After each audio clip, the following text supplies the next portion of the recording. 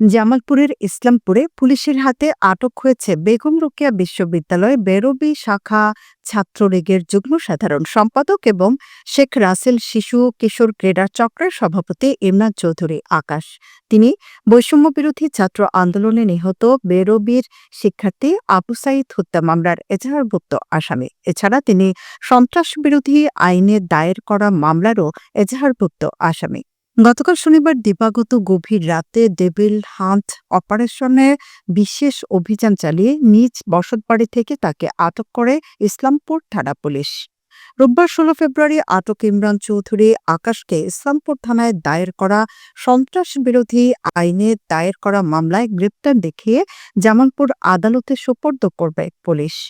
আটক ছাত্রলীগ নেতা ইমরান চৌধুরী আকাশ ইসলামপুর উপজেলা ছাত্রলীগের ১ নম্বর সদস্য পদেও দায়িত্ব পালন করে আসছিলেন। তিনি ইসলামপুর সদর ইউনিয়নের গঙ্গাপাড়া গ্রামের শাহের নওয়াজ চৌধুরীর ছেলে। আপনারা জানেন যে সারা দেশে অপারেশন ডেভিল হান্ট কার্যক্রম পরিচালিত হচ্ছে যেহেতু বাহিনীর নেতৃত্বে।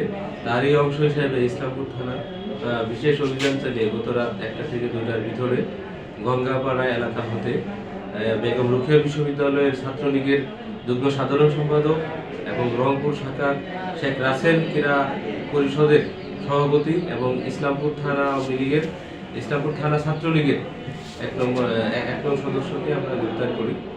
তার বিরুদ্ধে ইসলামপুর থানায় সন্ত্রাস বিরোধী দমন আইনে মামলা তাকে গ্রেপ্তার করা হয়েছে। তাছাড়াও সে ইতিমধ্যে তার যে আমরা ফেসবুক সহ বিভিন্ন সোশ্যাল মিডিয়ায় বিভিন্ন সরকার বিরোধী কার্যক্রম প্রচারণা রয়েছে তা